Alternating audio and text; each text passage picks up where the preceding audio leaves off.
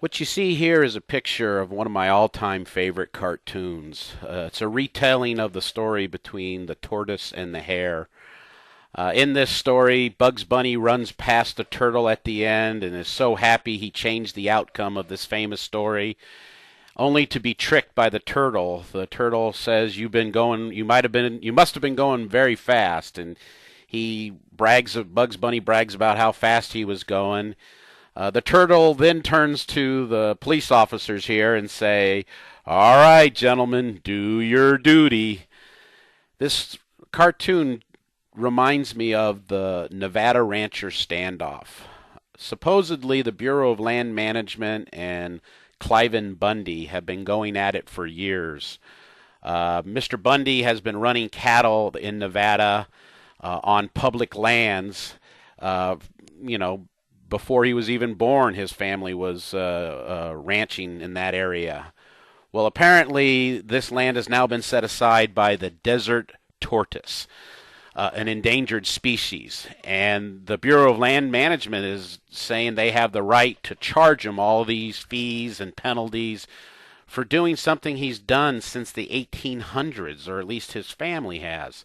So what you have here is not anything about the desert tortoise or the cattle ranching. It has everything to do with the federal government and the states' rights.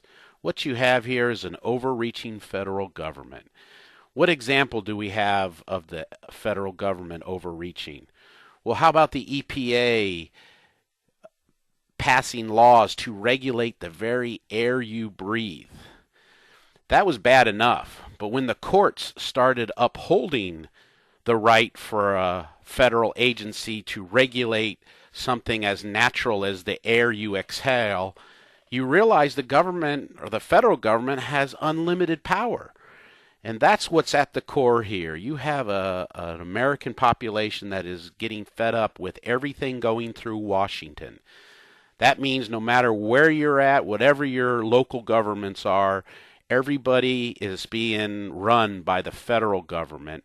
And prior to the BLM giving up, which again was an election year strategy, they could have used their rights that they have accumulated over the last 100 years, and they could have stomped this farmer, much like the Waco incident.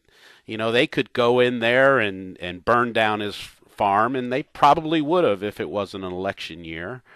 But the administration made the calculation: we don't need to get a populace any more fired up than they are. Not to mention, the states have banded together and asked for, and have enough states' legislatures have passed a request for a constitutional convention.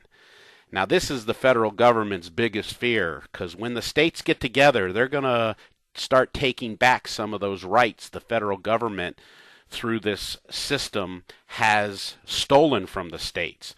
They're going to put a mandate in the Constitution that says you must balance your budget. You must have budgets within your means. You must not deficit spending, only in emergency cases, and you have to come to us, the states, to spend money we don't have. And you must get a plurality of the states.